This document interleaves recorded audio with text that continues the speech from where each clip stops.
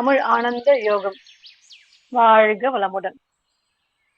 தியானமே யோகம், யோகமே ஞானம்.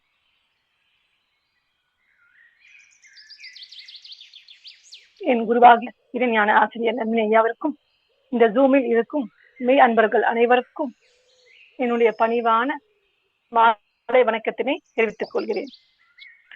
இறைஞான ஆசிரியர் நன்மணி ஐயா பார்வையில் வேதாத்திரிய தத்துவங்கள் என்ற புத்தகத்தில் பாகம் 3 4வது சாப்டர் இந்த பேசவிருக்கும் தலைப்பு இறைவனை எளிதாக காணலாம். இந்த டாபிக்கை பார்த்தவுடனே எனக்கு ரொம்ப ஆச்சரியமாக இருந்தது. இறைவனை எளிதாக காணலாமா? என்ன நம் இறைஞான ஆசிரியர் நன்மணி ஐயா இப்படி ஈஸியா சொல்லிட்டாரு. இந்த இறைநிலையை உணர்வதற்காகத்தான் நாம் தினந்தோறும் உடற்பயிற்சி, தியானம், அகத்தாய்வு, தற்சோதனை என்று பல வருடங்களாக பயிற்சிகளை செய்து கர்மவினை பதிவுகளை குறைத்துக் கொண்டு இறைநிலையை உணர வேண்டும் என்னும் எண்ணத்தில் போராடிக்கொண்டிருக்கிறோம். ஆனால் நம் நன்மணி ஐயா இறைவனை எளிதாக காணலாம் என்று சொல்கிறார். அது எப்படி என்பதை சிந்திப்போம். நாம் எல்லோரும் ஆன்மீகத்தில் ஆன்மீக வாழ்வு வாழ்ந்து கொண்டிருக்கிறோம் என்று சொல்லிக் கொண்டிருக்கிறோம்.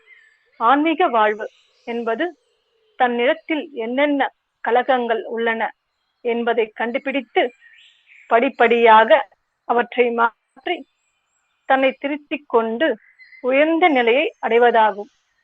இதனை உணர்ந்து தெரிந்து பின்பற்றி வாழ்வதே ஆன்மீக வாழ்வாகும். இதற்கு அகத்தாய்வு மிக அவசியமாகும். நம் குரு வேதாத்ரி மகரிஷி அவர்கள் நமக்கு அகத்தாய்வு பயிற்சியினை 5 கட்டமாக பிரித்து கொடுத்துள்ளார். அவை எண்ணம் ஆராய்தல், ஆசை சீரமைத்தல், சினம் ஒழித்தல் மற்றும் நான் யார் தன்னிலை விளக்கம். சென்ற வாரம் அருணா அம்மா எண்ணம் ஆய்வு செய்யும் முறையை பற்றி மிக ஆழ்ந்து சிறப்பாக பேசினாங்க. அதை தொடர்ந்து இன்று அகத்தாய்வில் 2வது பயிற்சியான ஆசை சீரமைத்தல் பயிற்சியை பற்றி சிந்திப்போம். மனம் என்றாலும் எண்ணம் என்றாலும் ஒன்றுதான். மனதின் இயக்க நிலையே எண்ணம் என்பர். மனம் இல்லாத மனிதனே இல்லை. எல்லா உயிர்களுக்கும் மனம் இருக்கிறது. மனம் என்பது ஜீவகாந்த அலை. கருமையத்திலிருந்து தோன்றி மூளை வழியாக எண்ணம் வருகிறது. ஆசை என்றால் அடைய வேண்டும் என்னும் எண்ணம் தான் ஆசை. வாழ்க்கைக்கு தேவையான அடிப்படை பொருட்களை அடைய வேண்டும் என எண்ணுவது ஆசை எனப்படும். ஆசை என்ற எண்ணத்தை விருப்பம், அவா, பற்று, இச்சை, வேட்கை, காமம் என்று பலவாறு கூறுகிறோம். ஏன் நாம் இறைவனிடம் வைக்கும் வேண்டுதல் கூட ஒரு வகை ஆசைத்தான். உலகில் பிறந்த ஒவ்வொருவருக்கும் ஆசைகள் இருக்கின்றன. ஆசையில்லா மனிதனே இல்லை எனலாம். தேவையின் பால் துன்பத்தை போக்க எழும் இயற்கை எழுச்சியை உடலுக்குள் உயிர் இயங்கிக் கொண்டிருக்கிறது. உயிர் இயங்கும் போது அதனுடைய 5 புலன்களின் வழியாக அழுத்தம், ஒளி, சுவை, மனமாக செலவாகி இதன் மூலம் பார்த்தல், உணர்தல், நுகர்தல் மற்றும் சுவைத்தல் மூலம் உயிருக்கு செலவு நடந்து கொண்டே இருக்கிறது. இந்த செலவை ஈடு செய்ய வேண்டிய தேவைத்தான் பசி என்ற உணர்வு எழுகிறது. இதுதான் மனதின் முதல் ஆசையாகும். இயற்கைத்தான் ஆசையை காக்கிறது. மனிதன் உணவு, உடை, இருக்க இடம், உடல் கழிவுகளின் உந்து வேகம் போன்ற இயற்கை துன்பத்தை போக்கிக் கொள்ள எடுக்கும் முயற்சியே ஆசை. இயற்கை துன்பம் போக்கும் இடத்தில் ஒரு இன்பத்தை மனிதன் உணர்கிறான். அந்த இன்பத்தின் மீது மயக்கம் கொண்டு மீண்டும் மீண்டும் அந்த இன்பத்தையே உணர வேண்டும் என்னும் எண்ணத்தில் அளவு முறை மீறி அனுபவம் செய்யும் பொழுது அந்த ஆசையே பேராசையாக மாறுகிறது. ஒரு உதாரணம் பார்ப்போம். இப்போ எனக்கு நல்லா பசிக்குது, எனக்கு எனக்கு 3 இட்லி சாப்பிட்டா போதுமானது. இப்ப நான் 3 இட்லி சாப்பிட்டு முடிக்க போறேன். அப்போது எங்க அம்மா சொல்றாங்க, ஒரு தோசை கொண்டு வராங்க, மசாலா தோசை. நல்லா மொறு மொறுன்னு இருக்கு மசாலா தோசை. அதை பார்த்த உடனே எனக்கு ஆசையாகுது. சரி, அந்த தோசை சாப்பிடலான்னு தோசையை வாங்கி சாப்பிடுகிறேன். இப்ப அந்த தோசை சாப்பிட்ட உடனே அது கொஞ்சம் சற்று அதிகமா தான் இருக்கு எனக்கு, ஆனாலும் சாப்பிடுறேன். பிறகு என் மனம் அந்த தோசையின் சுவையில் மயங்கி இன்னொரு தோசை சாப்பிட வேண்டும் என்று ஏங்குகிறது. அதனால் அந்த மயக்கத்தில் நான் இன்னொரு தோசையும் சாப்பிடுகிறேன். இப்பொழுது இந்த அளவு மீறி சாப்பிடுவதனால் உடலுக்கு நோயை உண்டாக்கி கொள்கிறேன். ஆசைனா இன்னாங்க, 3 இட்லியோடு நான் இங்கு நிறுத்தினேனா அது ஆசை. இது தேவையான ஆசை, இயற்கை துன்பம் போக்கும் ஆசை. பேராசை என்றால் 2 தோசை தேவைக்கு அதிகமாக சாப்பிட்டேன் அல்லவா, அது பேராசை. தேவைக்கு மேல் அளவு முறை மீறி செய்தல் பேராசை. இயல்பாகவே மனிதர்கள் தாமாகவே தேவைகளை பெருக்கிக் கொள்கிறோம். இப்படி நாம செயற்கையாக உற்பத்தி செய்த ஆசைகள் துன்பத்தில் சென்று முடிவடைகிறது. மனிதன் இன்னும் வேண்டும் இன்னும் வேண்டும் என்ற எண்ணத்தில் மயக்க நிலையில் சிக்கி துன்பத்தை அனுபவிக்கிறோம். ஆசை நல்லதுதான், ஆனால் பேராசை துன்பம் விளைவை கொடுக்கும். பேராசையை ஆசையாக சீரமைத்து கொள்ளலாம் என்று மகரிஷி கூறுகிறார். இது மாதிரி ஆசை மற்றும் பேராசைக்கு உதாரணம் சொல்லிக்கொண்டே போகலாம். நாம் உடைகள் அணிகிறோம், எதற்கு என்றால் தட்ப வெப்பத்திலிருந்து பாதுகாத்துக் கொள்ள. ஆனால் காலத்தில் தேவை மற்றும் சௌகரியத்துக்காக உடைகள் வாங்காமல் இன்றைய காலத்தில் ஆடம்பரத்துக்காகவும் அழகுக்காகவும் உடைகள் அணிகிறோம். மற்றவர்கள் நம்மை பார்த்து பாராட்ட வேண்டும் என்பதற்காகவும் பொறாமைப்பட வேண்டும் என்பதற்காகவே இப்போதெல்லாம் உடைகளை அணிகிறோம். அப்போதெல்லாம் 500 ரூபாய்க்கு 1000 ரூபாய்க்கு என்று உடைகள் வாங்குவோம். ஆனால் இப்பொழுது 5000 ரூபாய்க்கு 10,000 20,000 ஏன் 50,000 கூட கொடுத்து உடைகளை வாங்குகிறோம். எவ்வளவு பெரிய பாவ செயல் செய்கின்றோம் என்பதை அறியாமல் செய்து கொண்டிருக்கிறோம். இந்த மாதிரி விலை உயர்ந்த உடைகள் அணியும் பொழுது வசதி இல்லாதவர்களுடைய மனதில் இந்த மாதிரியான உடைகளை நம்மால் அணிய இயலவில்லையே என்ற ஏக்கத்தை நாம அவர்களை மனதில், இதுவும் ஒரு வகையான துன்பத்தை கொடுக்கும் செயல்தான். அளவு மீறின செயல்தான். தேவையின் அளவு தூய்க்காமல் அதிகம் அனுபவித்தல் ஆகும். எது ஆசை, எது பேராசை, எது முரணான ஆசை என்பதற்கான புரிதல் நம்மிடையே தெளிவாக இருக்க வேண்டும். இயற்கை துன்பத்தை போக்கும் ஆசையை தேவையான ஆசை. அந்த ஆசையை நிறைவேற்றுவதற்காக நாம் முயற்சி எடுத்து கட்டாயம் பூர்த்தி செய்து கொள்ள வேண்டும். ஆசையை பொதுவாக மண்ணாசை, பெண்ணாசை, பொன் ஆசை என்று 3ஆக பிரித்துள்ளார்கள். மனிதன் பிறக்கிறான், வாழ்கிறான், இறக்கிறான். வாழும் காலத்தில் மண்ணின் மீதேயே உலாவி மண்ணின் விளையும் பொருட்களை ஆகாரமாக உண்டு மண்ணிலேயே மறைந்தும் விடுகிறான். இதனால் வாழும் காலத்தில் இந்த பெரிய உலகமே ஒவ்வொருவருக்கும் சொந்தமாக இருக்கிறது. இந்த உண்மையை மறந்து ஒரு குறிப்பிட்ட இடத்தை மட்டும் தனக்கென கொண்டு அறிவில் குறுகி நிற்பது ஒரு மயக்கமே என உணர்ந்தால் மண்ணாசை என்பது நமக்கு இருக்கவே இருக்காது. உலகில் உள்ள மனிதர்கள் எல்லாம் பெண்கள் வயிற்றில் உருவாகி அவர்களின் பாலை உண்டு அவர்களால் வளர்க்கப்பட்டு பின்னும் அவர்கள் துணையோடவே வாழ்ந்து வருகின்றார்கள். ஒவ்வொருவரும் ஒரு ஆணுக்கு மகளாகவும் சகோதரிகளாகவும் தாயாகவும் இருக்கிறார். வாழ்வின் உயிர் ஒழுக்க முறைப்படி ஒவ்வொரு பெண்ணும் ஒரு ஆணுக்காகவும் இருக்கிறார். பருவம் வந்ததும் உடல் ஜீவவிந்து குழம்பு முதிர்ச்சியுறும் போது கழிவுப் பொருள்கள் உடலில் தேக்கம் வரும்பொழுது ஒரு விதமான துன்பத்தை அனுபவிக்க வேண்டிய வருகிறது. இதனை சமன் செய்ய ஆணுக்கு பெண் மேலும் பெண்ணுக்கு ஆண் மேலும் இடும் ஆசையே பெண்ணாசை என்று சொல்கிறோம். பெண்கள் ஆற்றும் கடமைகளை ஒவ்வொரு ஆணும் உணர்ந்து கொண்டால் பெண்ணாசை ஒழிந்துவிடும். சமூகம் ஒவ்வொரு மனிதனையும் உருவாக்கி பண்படுத்தி காப்பாற்றுகிறது.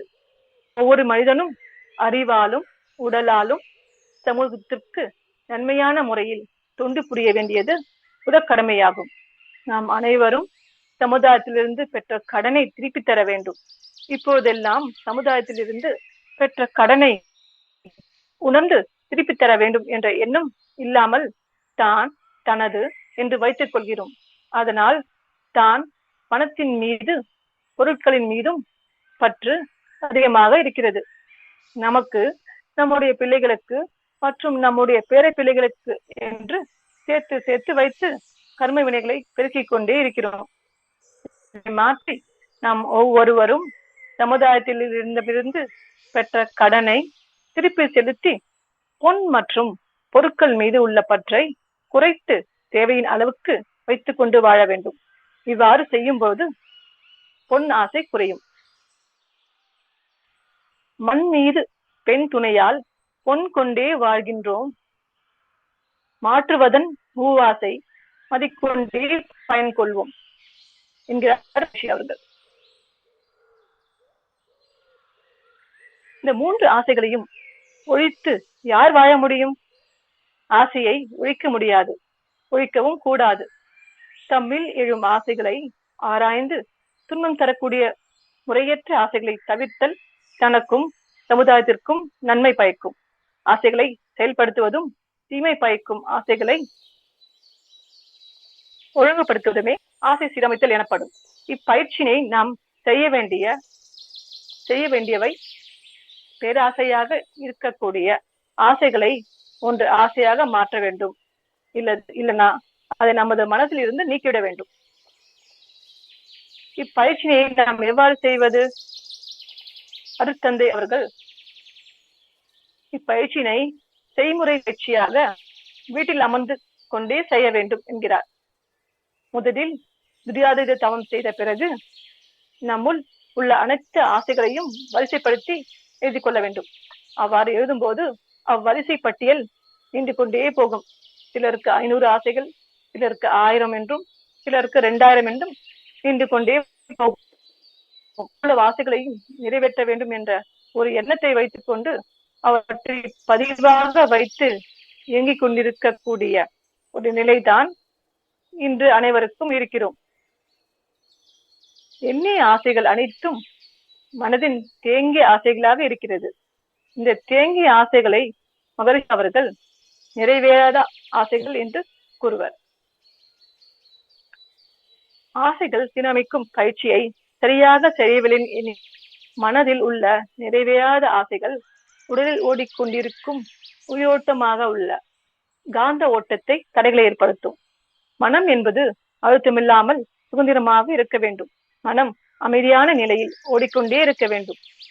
இந்த ஓட்டத்தில் தேக்கம் என்பதே இருக்கக்கூடாது. மகரிஷி அவர்கள் நிறைவேறாத ஆசைகளின் கூட்டம் கருமயத்தை கலங்கப்படுத்திவிடும் என அடிக்கடி கூறுவார். அருட்தந்தை அவர்கள் இதற்கு ஒரு உதாரணம் வழங்கும் போது, அன்பர்களே, உங்களின் யாருக்காவது இறைவனை நேரடியாக காண வேண்டுமா என கேட்பார். அனைவரும் ஆமாம் என்று சொல்வார்கள். அது பெரிய விஷயம் இல்லை, மிக சுலபம் என்பார். மகரிஷி கூறுவார், முதலில் உங்கள் ஆசைகளை அனைத்தும் ஒரு புத்தகத்தில் எழுதுங்கள் என்றார். உதாரணத்துக்கு 500 ஆசைகளை ஒருவர் எழுதுகிறார் என வைத்துக் கொள்வோம். அந்த ஆசைகளின் வரிசையில் 500 அடுத்ததான் நீ நிற்கிறாய், அதாவது நாம் நிற்கிறோம்.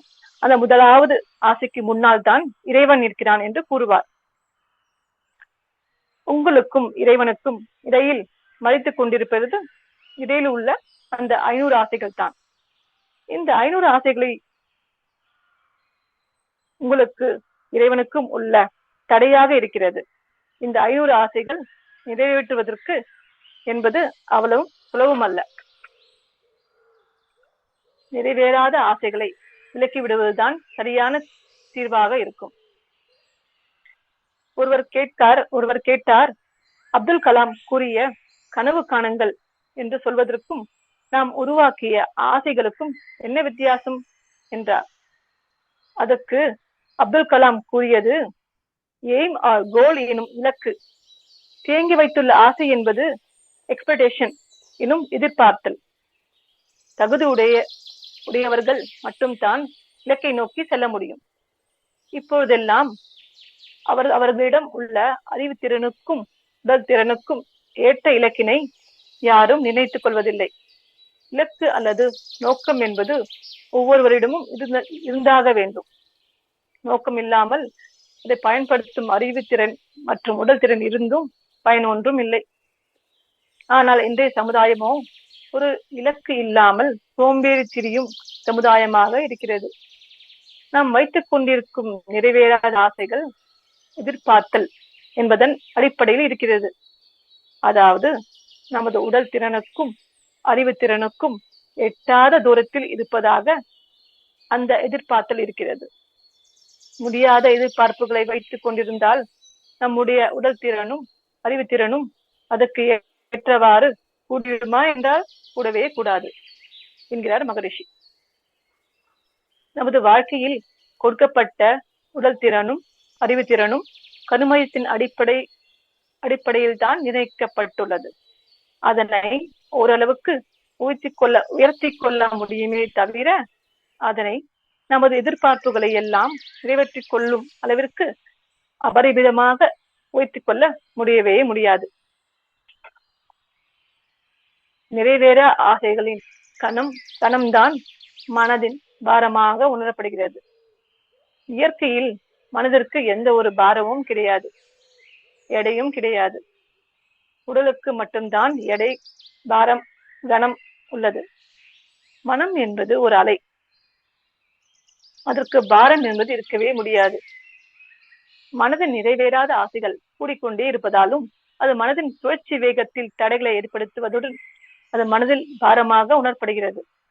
இந்த மனபாரத்தை தவம் செய்து மற்றும் நல்ல கருத்துக்களை கேட்டுக்கொண்டே இருக்கும்போது மனபாரம் சற்று குறையும். இந்த சமுதாயத்தில் மனிதன் பாரத்துடன் இருப்பவன் தான் மிக அதிகமாக இருக்கிறார்.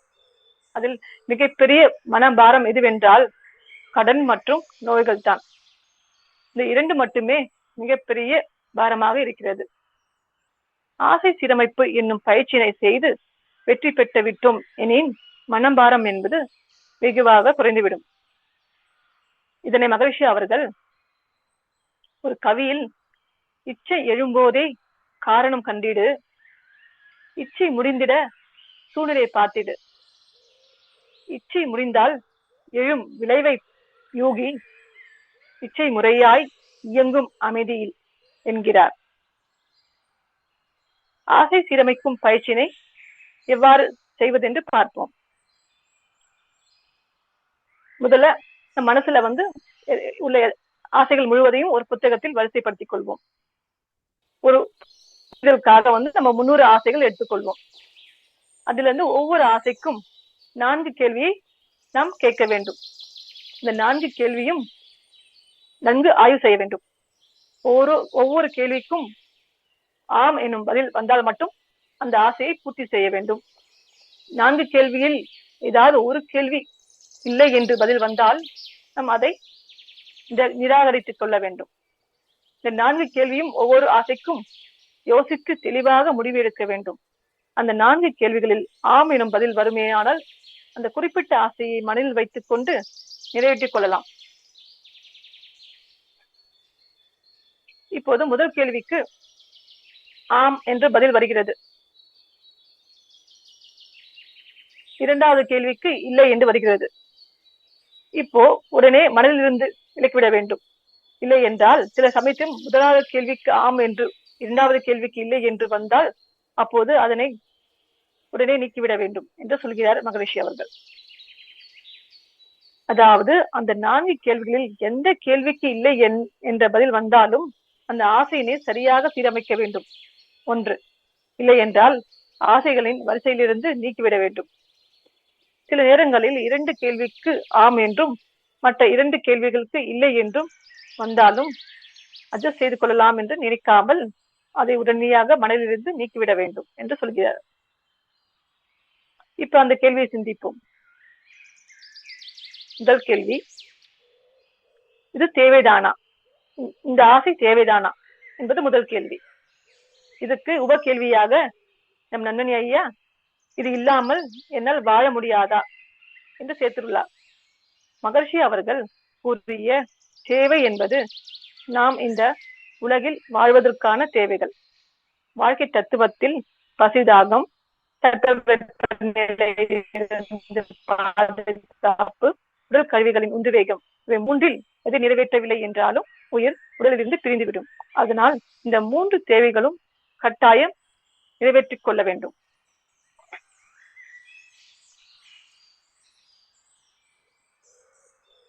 மகரிஷி ஐயா அவர்கள் கொடுத்த முதல் கேள்வி இந்த ஆசை தேவைதானா. ஆனால் இத்துடன் சேர்த்து நம் நண்பனி ஐயா உப கேள்வியாக இது இல்லாமல் என்னால் வாழ முடியாதா என்று கேள்வியை சேர்த்து சிந்திக்க வைத்துள்ளார். அப்படி இது இல்லாமல் வாழ முடியாதா என்ற கேள்வியை சேர்த்து சிந்தித்தால் தேவினை தவிர வேறு எந்த ஒரு ஆசைக்கும் இடமே இல்லை என்று உறுதியாக தெரிகிறது. இந்த முதல் கேள்வியிலேயே 90% ஆசையை நம்மால் சீரமைக்க முடியும். ஆசை சீரமைத்தல் பயிற்சியில் உதாரணத்திற்காக முதலில் 300 கேள்வி எழுதி வைத்தோம் அல்லவா, அதில் இல்லை என 250 கேள்விக்கு பதில் இருக்கும். இந்த 250 ஆசைகளுக்கும் இல்லாமல் நிறைவாக வாழ முடியும். இந்த 250 ஆசைகளும் ஆழ்ந்து சிந்தித்தால் அவை எல்லாம் ஊருக்காகவும் உலகத்திற்காகவும் இல்ல சமூகத்திற்காகவும் இருக்குமே தவிர வேறு எதற்காகவும் இல்லை. மகரிஷி அவர்கள் பேலன்ஸ் உள்ள 50 ஆசைகள் எஞ்சியுள்ளது என்றார். இப்போது நாம் உப கேள்வியை சேர்த்து சிந்தித்தால் இன்னும் 20 ஆசைகள் கழித்து 30 ஆசைகள் மட்டுமே எஞ்சியிருக்கும் போல் தெரிகிறது. மகரிஷி ஐயாவை விட நம் நண்பனி ஐயா ரொம்ப ஃபாஸ்டா இறைவனைக்கான வழி சொல்கிறார். ஆசை சீரமைத்தல் என்று தலைப்பு வைக்காமல் இறைவனை எளிதாக காணலாம் என்று தலைப்பு ஏன் வைத்துள்ளார் என்று இப்போதுதான் எனக்கு விளங்குகிறது.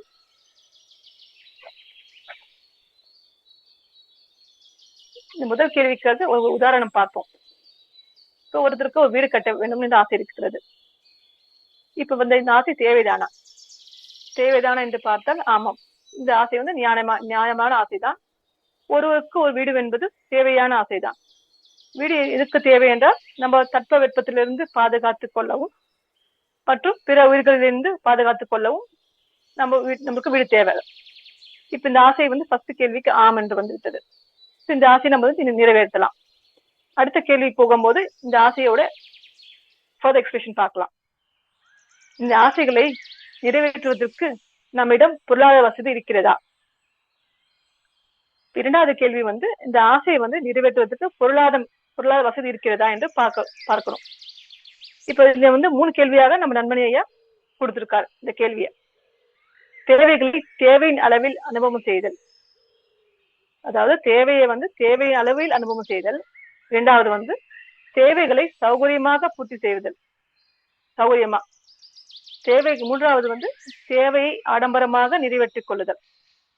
இந்த பொருளாதார வசதி இருக்கிறதா என்ற கேள்வியை திருப்ப டிவிஷன்ல நண்பனி ஐயா 3 வகையாக பிரிக்கிறாங்க. இந்த செகண்ட் கேள்வியை ஒன்று தேவையின் அளவு பூர்த்தி செய்வதல், இரண்டாவது சௌகரியமாக பூர்த்தி செய்தல், மூன்றாவது ஆடம்பரத்துக்காக பூர்த்தி செய்தல். இதுல முதல் வகை என்பது சரியான வாழ்வில் முறை என்றாலும் தேவைகளை சௌகரியமாக அனுபவம் செய்வதையும் ஏற்றுக்கொள்ளலாம் என்று நண்பனியை கூறுகிறார். வயது, உடல்நிலை மற்றும் பொருளாதார நிலை என்பதன் அடிப்படையில் சௌகரியமாக வாழ்வதை சந்தர்ப்ப சூழ்நிலைக்கு ஏற்றவாறு ஏற்றுக்கொண்டுதான் வேண்டியிருக்கிறது. நாம் எழுதிய வரிசையில் உள்ள 50 ஆசைகளை நிறைவேற்றுவதற்காக பொருள் வசதி இருக்கிறதா என்று ஆராய்ச்சி செய்ய வேண்டும்.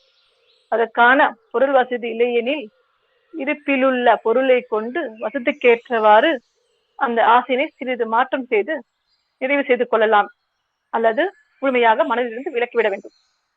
ஒண்ணு இருக்கிறது தேவைக்காக செய்யலாம், இல்ல கொஞ்சம் சௌகரியத்துக்காக செய்யலாம் என்று சொல்றாரு. இல்லது ஆடம்பரத்துக்காக செய்யக்கூடாது, பணம் இருந்தாலும் நம்ம ஆடம்பரத்துக்காக இந்த ஆசைகளை நிறைவேற்றிக் கொள்ளாமல் அதை மனசுல இருந்து நீக்கி விட வேண்டும். இப்ப பொருளாதார வசதி கொஞ்சம் கம்மியா இருந்தா நம்ம இந்த ஆசையை வந்து சிறிது வந்து மாற்றம் செய்து கொள்ளலாம் என்று சொல்றாரு. மாற்றம் செய்து கொள்ளலாம் என்றால் இது கொஞ்சம் குறைத்துக் கொள்ளலாம் என்று சொல்கிறார். எப்படி அது? ஒருவர் வீடு கட்ட வேண்டும் என்று நினைக்கிறோம். இந்த கேள்வி முதல்ல பார்த்தோம். முதல் கேள்வியிலேயே இந்த கேள்விக்கு தேவையான கேள்விதான் சொல்லிட்டு ஆம் என்று பதில் வந்துருச்சு. இப்ப ரெண்டாவது கேள்வி இந்த எக்ஸாம்பிளோட சிந்திச்சு பார்த்தா, இப்போ ஒரு வீடு கட்ட 50 லட்சம் வேணும் என்று வைத்துக் கொள்வோம். இப்போ நம்ம கிட்ட வந்து 10 லட்சம் தான் இருக்கு. இப்போ நம்ம 40 லட்சம் பேலன்ஸ் 40 லட்சமும் நம்ம கடன் வாங்கணும். ஆனா இப்போ கடன் வாங்கலாம், கடன் வாங்காத வீடு கட்ட முடியாது யாருனாலும். இந்த சூழ்நிலையில பார்த்தா இப்ப கடன் வாங்கலாம், ஆனா கடனை திருப்பி தரும் பொருளாதார வசதி நம்மளுக்கு இருக்கிறதா என்று பார்க்க வேண்டும். இப்ப கடன் வாங்கி திருப்பி கட்டணும் கடனை. இப்ப கட்ட முடியாமல் நம்மளால நம்ம வீடு வேணும்னு சொல்லிட்டு நம்ம இஷ்டத்துக்கும் கடன் வாங்கிட்டு திருப்பி செலுத்த முடியலன்னா அதுவும் நம்மளுக்கு துன்பம் விளைவி கொடுக்கும். இப்ப 50 லட்சம் வீடு கட்ட வேண்டும் நினைக்கிறோம். நம்மளுக்கு 10 லட்சம் தான் இருக்கு. இப்ப 40 லட்சம் கடன் வாங்கணும். ஆனா அந்த 40 லட்சம் கடன் திருப்பி கொடுக்க வசதி எனக்கிட்டே இல்லை அப்படின்னா நம்ம வந்து 50 லட்சம் கட்ட வேண்டிய வீடு வந்து நம்ம வந்து ஒரு 25 lakhs இல்ல 30 லட்சம் அப்படின்னு நம்ம அளவு குறைச்சிக்கலாம். நம்ம பொருளாதார சூழ்நிலைக்கு ஏற்றவாறு, நம்மளுடைய பொருளாதார சூழ்நிலைக்கு ஏற்றவாறு அந்த அளவை குறைத்துக் கொள்ளலாம். இப்போ நான் 25 லட்சத்துக்கு ஒரு சிம்பிளா வீடு கட்டிக்கலாம் தேவைக்காக. இப்போது 25 லட்சத்துக்கு வீடு கட்டினா நான் 15 லட்சம் தான் கடன் வாங்கணும். 10 லட்சம் என்கிட்ட இருக்கு. 15 லட்சம் கடனை வந்து நான் ஈஸியா அடைச்சிடலாம். நம்மளுடைய தேவைக்கு ஏற்ப அந்த பொருளாதார வசதி இருக்குதா என்று பார்த்து, பொருளாதார வசதி இருந்தால் மட்டும் இந்த தேவையை நிறைவேற்றிக் கொள்ளலாம். அப்படி பொருளாதார வசதி இல்லை என்றால் தேவையின் அளவை குறைத்துக் கொண்டு சௌகரியத்துக்காகவும் இந்த தேவையின் அளவுக்காகவும் நம்ம அதை நிறைவேற்றிக் கொள்ளலாம். இல்ல பொருளாதார வசதி இல்லை என்றால் அதை நம்ம மனதை விட்டு நீக்கிவிட வேண்டும். இப்ப இன்னொன்னு பாக்கலாங்க. இதுல வந்து தேர்ட் என்ன சொல்றாருன்னா, ஆடம்பரத்துக்காக சொல்றாரு நம்ம ஐயா. ஆடம்பரத்துக்காக செலவு செய்யணும். இப்ப பொருளாதார வசதி என்கிட்ட நிறைய இருக்கு. இப்ப எல்லாருக்குமே பொருளாதார வசதி நிறையவே இருக்கு, தேவையான அளவு மேலே இருக்கு. ஆடம்பரத்திற்காக பொருளாதாரத்துக்காக நம் வசதிகளை பெருக்கிக் கொண்டே போனா அதுவும் ஒரு துன்ப விளைவே தான். பிகாஸ் தேவையும் சௌகரியத்துக்காகவும் நம்ம அந்த ஆசையை நிறைவேற்றிக் கொள்ளலாம் தவிர ஆடம்பரத்துக்காக நிறைவேற்று நம்மளுக்கு இல்லாலும் மற்றவங்களுக்கும் துன்பம் தான். அதனால அந்த எக்ஸ்ட்ரா இருக்க காசை வந்து நம்ம பிற ஈகைக்காக செய்தா நம்ம கர்மவினையாவது நம்ம போக்கிக் கொள்ளலாம். ஆடம்பரம் என்றால் என்ன?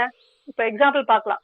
ஒரு கல்யாணத்தை எடுத்துக்கலாம். ஒரு கல்யாண வீட்டுல வந்து கல்யாணம் என்பது தேவைதானா பார்த்தா தேவைதான் நம்மளுக்கு எல்லாருக்குமே. ஸோ அதை நிறைவேற்றிக் கொள்ளலாம். ஃபர்ஸ்ட் கேள்வி ஆம் வந்தது. ரெண்டாவது கேள்வியில வந்து நம்ம ஐயா கொடுத்த 3 சப்டிவிஷன் பார்த்தா தேவையான அளவு யூஸ் பண்ணிக்கலாம். இப்போ கல்யாணம் வந்து பொருளாதாரம் கம்மியா இருந்துச்சுன்னா நம்ம ரெஜிஸ்டர் ஆஃபீஸ்ல கோயில போய் கல்யாணம் பண்ணிக்கலாம். செகண்ட் கேள்வி பார்த்தா ஓரளவுக்கு சிம்பிளா ரிசப்ஷன் வச்சு மினிமம் ஒரு 100 பேரை கூப்பிட்டு கல்யாணம் பண்ணிக்கலாம். செகண்ட் சௌகரியமாக பண்ணிக்கலாம். இல்ல நம்மளுக்கு நிறைய பணம் இருக்கு, எனக்கு ஆடம்பரத்துக்காக என்ன ஆடம்பரமாகவும் கொஞ்சம் பண்ணலாம். இருந்தாலும் வந்து தேவையில்லாத செலவு பண்ணி அதை வேஸ்டா தேவைப்பட்டு சாப்பாடு நிறைய செஞ்சு வேஸ்டா தேவைப்பட்டு அது பார்க்க சொல்ல ரொம்ப கஷ்டமா இருக்கு. கல்யாணத்துல போனா சாப்பாடு வந்து அவ்வளவு வேஸ்ட் பண்றாங்க. எத்தனோ பேர் சாப்பாடு கஷ்டம் இல்லாம இருக்காங்க. நம்ம வந்து தேவையா நம்ம மற்றவங்களுக்காகவும் இல்ல ஆண்களுக்காகவும் என்கிட்ட பொருள் இருக்குன்னு மற்றவங்களுக்கு காமிக்கிறதுக்காகவும் நான் வந்து தேவையில்லாத இந்த காசு செலவு பண்றேன். இது வந்து தேவையில்லாத ஒரு விஷயம். அதனால இதுவும் சொல்றாரு நன்மணி ஐயா. இப்ப 3வது கேள்விக்கு போலாங்க. இந்த ஆசையை நிறைவேற்றினால் வாழ்க்கையில் எனக்கு நன்மையா தீமையா என்று பார்க்கணும். இப்ப ஃபர்ஸ்ட் செகண்ட் முடிச்சுட்டு தேர்ட் கேள்விக்கு போறோம். நம்ம இந்த கேள்வியில 2 விஷயம் தான். ஒண்ணு எஸ் ஆர் நோ. இந்த கேள்வியில வந்து தீமையா நன்மையா இதுதான். இதுல வந்து நம்ம வந்து இன்னும் கொஞ்சம் குறைக்கிறதுலாம் கிடையாது. இந்த கேள்வியில இந்த கேள்விக்கு தீமை வருகிறது என்றால் இதுல சீரமைப்பு என்பதற்கே இடமே இல்லை. உடனே மனதிலிருந்து தூக்கி எரிந்து விட வேண்டும். அதாவது அதற்கான பொருளாதார வசதி இருந்தாலும் கூட தூக்கி எறிவதுதான் சரியாக இருக்கும். இந்த கேள்வி வந்து ரொம்ப சிம்பிளா தான் இருக்குங்க. இந்த ஆசை வந்து நன்மையா தீமையா? நன்மைன்னா நம்ம செய்யலாத, தீமைன்னா உடனே நீக்கி விட வேண்டும். இந்த கேள்வி ஆராய்ச்சியெல்லாம் எதுவும் பண்ண வேண்டாம். நம்ம இப்ப வந்து இதுக்கு வந்து ஒரு எக்ஸாம்பிள் பார்க்கலாம். நம்ம இப்ப இந்த காலத்துல வந்து நம்ம பெண்கள் வந்து ஹோம் மேக்கரா இருக்காங்க, இந்த ஹவுஸ் ஒய்ஃபா இருக்கிறோம். நம்ம இப்ப எல்லார் வீட்லயும் பெண்கள் வந்து கொஞ்சம் வசதியா தான் இருக்கும். எல்லாருமே நம்ம நம்ம வசதியா இருக்கிற வீட்டுல பார்த்தங்க பெண்கள் ஹவுஸ் ஒய்ஃபா இருக்காங்களோ அவங்க வந்து நமக்கு தேவைய வீட்டு வேலைகளை செய்யறது கிடையாது. அதுக்கு எல்லாத்துக்குமே நம்ம சர்வெண்ட் சமைக்கிறதுக்கு ஒரு ஆள் வச்சிருப்பாங்க, வீடு பெருக்கிறதுக்கு, துணி துவைக்கிறதுக்கு, எல்லாத்துக்குமே மெயின்டெனன்ஸ்க்கு எல்லாத்துக்கும் ஒரு ஆள் வச்சிருப்பாங்க. அப்போ வந்து அவங்க செய்யும் வேலையை வந்து செய்ய மாட்டாங்க. ஸோ அங்க அவங்களுக்கு உடல் உழைப்பே இருக்காது. உடல் உழைப்பு இல்லாதனால அவங்களுக்கு வந்து சீக்கிரம் சின்ன வயசுலயே இளம் வயசுலயே வந்து நிறைய வியாதிகள் வந்துடும் அவங்களுக்கு. ஸோ இந்த ஆடம்பரமாக இருக்கும் வீட்டுல வந்து என்ன பண்றாங்க, வேலையை செய்யாம உடலை வந்து டிவி பார்த்து மொபைல் பார்த்து தேவையில்லாத கதையை பேசிட்டு நம்ம டைம் வேஸ்ட் பண்ணிட்டு விட்டு நோய்களை உண்டாக்கிறோம். பிறகு என்ன பண்றாங்க, நோயை சரி செய்து கொள்வதற்காக ஜிம்முக்கு போகணும், வாக்கிங் பண்ணணும், இந்த கிளாஸ் போயிட்டு காசை செலவச்சு டாக்டருக்கு ஃபீஸ் கொடுத்துட்டு அதை வந்து வீண் செலவு செய்கிறோம். அதனால வந்து நம்மளுக்கு வந்து எந்த ஒரு விஷயம் செய்யணும்னாலும் இது தேவையா இல்ல தேவையில்லையா சொல்லிட்டு பார்த்து இது பண்றதுனால நம்மளுக்கு நன்மை தருமா, இந்த செயல் செய்வதால் தீமை தருமா என்று ஆராய்ந்து சிந்தித்து நம்ம முடிவெடுக்க வேண்டும். தேவையை வந்து தேவைய அளவு நிறுத்திக் கொண்டால் துன்பமே இல்லை என்று சொல்றாரு. அதனால நம்ம சாப்பிட சொல்லவும் மற்ற விஷயங்களிலும் பொருளாதார விஷயத்திலேயே கூட நம்ம வந்து தேவையின் வந்து தேவைய அளவோட நிறுத்திக்கணும். அதுக்கு மீறி போனா கண்டிப்பா அங்க துன்பம் விளைவிக்கும் என்று கூறுகிறார்.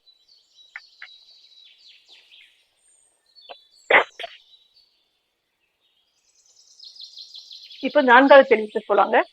இந்த ஆசைகளை நிறைவேற்றிக் கொண்டால் சமுதாயம் ஏற்றுக்கொள்ளாதா? இது 4வது கேள்வி. சமுதாயத்தை பற்றி சிந்தனை. இது நாம் செய்யும் செயல்கள் சமுதாயத்தினருக்கு ஏற்புடையதாக இருக்க வேண்டும். சமுதாயத்திற்காக இருக்கும் ஒன்றை அரசாங்கத்தின் ஒப்புதல் இல்லாமல் செய்ய முடியாது. உதாரணத்துக்கு வந்து நம்ம சாலை நம்ம செய்ய முடியாது, அரசாங்க அதிகாரிகளுக்கு ஒப்புதல் இல்லாமல் செய்ய முடியாது. இது இப்ப நம்ம ஒருத்தருக்கு குற்றம் செய்யறாங்க வச்சுங்க, நம்ம தண்டிக்க முடியாது ஸ்ட்ரெயிட்டா அவங்கள போய். குற்றம் செய்த வந்து நம்ம போலீஸ் ஸ்டேஷன்ல காவல்துறைக்கு ஒப்படைத்து அதன் மூலம் தண்டனையை பெற்று தர முடியும். சில விஷயங்கள் சமுதாயத்தில் ஏற்றுக்கொள்ள முடியாதா என்று சிந்தித்து சமுதாய கடமையை நாம் சரிவர செய்ய வேண்டும். பெரும்பாலும் ஆசைகளை நிறைவேற்றுவதில் 4வது கேள்வி அவசியம் வராது. முதல் 3 கேள்வியிலேயே ஆசை சீரமைப்பதை ஆய்வு செய்து விடலாம்.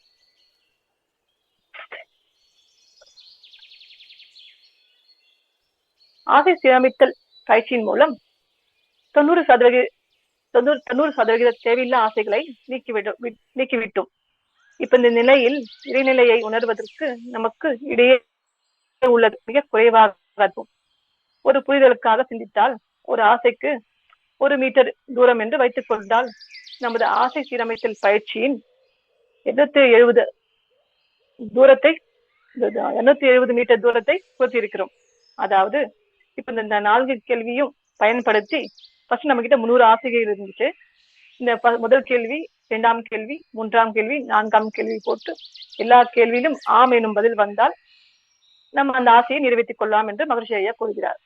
இப்போ இந்த 4 கேள்வியும் கேட்டவுடன் ஆம் என்ற பதில் மொத்தம் 50 கேள்விக்கு வந்துச்சு. 30 கேள்விக்கு தான் வந்துச்சு. இந்த 30 கேள்விதான் நமக்கு வந்து ஒரு கேள்விக்கு 1 மீட்டர் தூரம் நம்ம இறைவனை பார்க்க வேண்டும் என்று நினைத்தால் 30 கேள்வி ஆசிரியர்கள் இருக்கிறதுனால நமக்கு வந்து 30 மீட்டர் தூரம் தான் நமக்கும் இறைவனுக்கும் உள்ள இடைவெளி என்று சொல்கிறார். இந்த 30 மீட்டர் தூரத்தை வந்து கலந்து விட்டால் இறைநிலையை நாம் உணர்ந்து விடலாம் என்று கூறுகிறார். ஒருவர் கேள்வி கேட்கிறார், இப்படி ஆசை சீரமைத்தவர்கள் எல்லாம் இறைவனை பார்த்து விடலாமா என்று. அதற்கு மகரிஷி ஐயா அவர்கள், இந்த ஆசை சீரமைத்தல் பயிற்சியை தற்சோதனை பயிற்சியின் போது மட்டும்தான் செய்வார்கள் அப்பா. வீட்டில் சென்று தொடர்ந்து செய்தவர்கள் யாரும் எனக்கு தெரியவில்லை என்று கூறுகிறார். தத்துவங்களில் தெளிவு துணியும் பெற்ற ஒருவர் என்னத்தான் அவர் பக்குவத்தால் எஞ்சி உள்ள 30 நிறைவேறாத ஆசைகளில் 5 கழித்துக் கொள்வார், பின்பு 5 கூட்டிக் கொள்வார். இப்படியே சென்று கொண்டிருக்கும் தவிர அவர் இறைவனை அருகில் இருப்பாரை தவிர இறைவனை உணர முடியாது. இந்த ஆசைகள் எல்லாம் தூக்கி எறிந்துவிட்டால் மனம் பாரம் குறைந்துவிடும், மனம் லேசாக ஆகிவிடும். மனம் அதனுடைய இயல்பு நிலைக்கு மாறும். அதாவது எண்ணங்களில் எரிச்சீண்டு தனித்த மனமாக நிற்கும். தவம் செய்யும் போது நம் நம்முடைய தனித்த மனம் என்று வார்த்தையை உபயோகித்தார். சில பேருக்கு தவம் சித்திக்கவில்லை என்று கூறுவார். காரணம் மனம் பாரம்தான். ஆசைகள் கூட்டம் அதிகமாக இருப்பதால் அங்கு மனம் பாரமாக இருக்கும். அதனால்தான் தவம் எளிதாக சித்திக்காது. மகரிஷி அளித்த இப்பயிற்சியை நன்கு செய்து ஆசைகளை குறைத்து இறைவனுக்கு நமக்கும் உள்ள தூரத்தை குறைத்து விரைவில் இறைநிலையை எளிதாக உணரலாம். நிம்மதி என்கிற ஒன்று உலகத்தில் எந்த மூளைக்கு போனாலும் கிடைக்காதுங்க. ஆசைகளை குறைத்து கொண்டு தேனினால் நமக்குள்ளே என்கிறார் புத்தர்.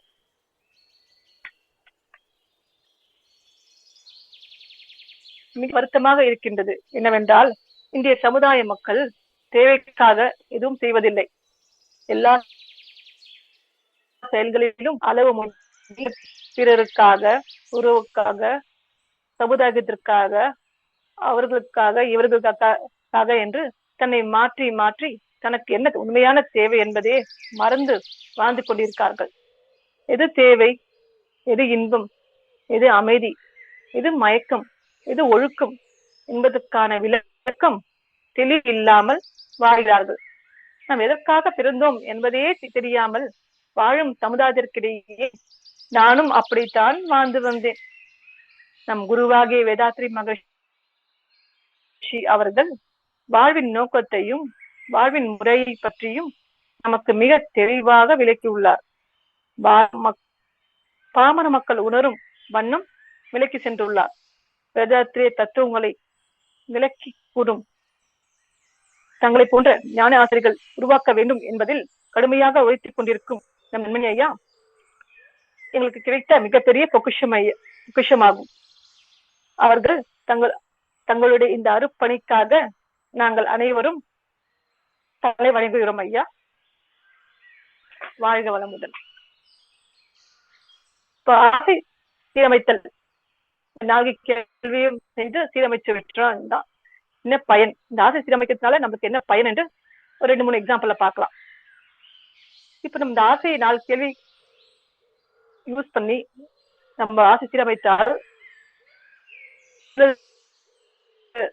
ருசிக்காக நம்ம சாப்பாடு ருசிக்காக பசிக்காக நல்ல உடல் ஆரோக்கியம் தரக்கூடிய உணவுகளை தேவையின் அளவில் உண்டு நோய் இல்லாமல் ஆரோக்கியமாக வாழலாம். தேவையற்ற பொருட்களை வாங்குவதை தவிர்க்கலாம். இந்த ஆசை சீரமைத்தல் மூலம் நம்ம தேவையற்ற பொருட்களை, தேவையில்லாத பொருட்களை வாங்குவதை தவிர்க்கலாம்.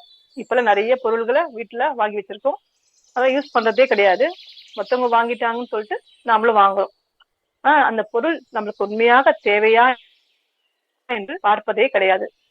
தேவையில்லாத விரயம் செய்து அந்த பொருளை ஒழுங்காக யூஸ் பண்ணாம பணத்தை செலவு செய்து. 3வது கல்யாணம் செய்யும் பொழுது நம்ம கல்யாணம் ஒரு தேவைதான். இந்த ஆடம்பரத்துக்காக இல்லாமல் அனுபவத்துக்காக செலவு செய்து கடன் வாங்குவதை தவிர்க்கலாம். நெக்ஸ்ட் 4வது ஒரு வீடு வாங்குவது. ஒரு வீடு வாங்குவது தேவைதான், ஒன்றுக்கு மேல் வாங்குவதை தவிர்க்கலாம். இது போல விஷயங்களில் நாம் கவனத்துடன் விழிப்பு நிலையோடு வாழ்ந்தால் கர்ம வினையை குறைத்துக் கொண்டு இறைவனை எளிதாக காணலாம். இறைவனுக்கும் நமக்கும் உள்ள தூரம்தான் ஆசைகள். இந்த ஆசைகளை அனைத்தையும் ஒரு கண நேரத்தில் விட்டு சென்றவர் புத்தர். ஆசையை துன்பத்திற்கு காரணம் என்று சொன்னார். யார் ஒருவர் எண்ணம் ஆராய்தல் பயிற்சியினை சரியாக செய்தார்கள் என்றால் ஆசை சீரமைத்தல் என்பது ஒரு எளிய வழி தவம்தான். தவத்தின் நம் மனம் அலைச்சூழல் வேகத்தை குறைத்துக் கொண்டு ஆல்பா, தீட்டா, டெல்டா என்ற நிலையிலேயே இருந்தால் நமக்கு எப்பொழுதும் நல்ல எண்ணங்கள் மட்டும்தான் தோன்றும். எண்ணியாங்கு எய்துக எண்ணியார் திண்ணியராக பெறின் என்கிறார் திருவள்ளுவர். அதாவது எண்ணத்தில் உறுதியும் ஒழுங்கும் அமைந்திடில் எண்ணியதெல்லாம் இணைப்படியே ஆகும். மன தூய்மை, வினை தூய்மை, கருமைய தூய்மை. அதாவது நல்ல எண்ணங்கள், நல்ல செயல்கள், நல்ல பதிவுகள், இந்த மூன்றும் தூய்மையாக வைத்துக் கொண்டால் நாம் அனைவரும் இறைவனை எளிதாக காணலாம். இறைவனை தேடி நாம் செல்ல வேண்டாம், இறைவன் நம்மை தேடி வருவாங்க. நன்றி ஐயா, வாழ்க வளமுடன். நான் எதிலும் தவறாக பேசியிருந்தால் என்னை மன்னிக்கும் ஐயா. நன்றி, வாழ்க வளமுடன் ஐயா. தமிழ் ஆனந்த யோகம், வாழ்க வளமுடன்.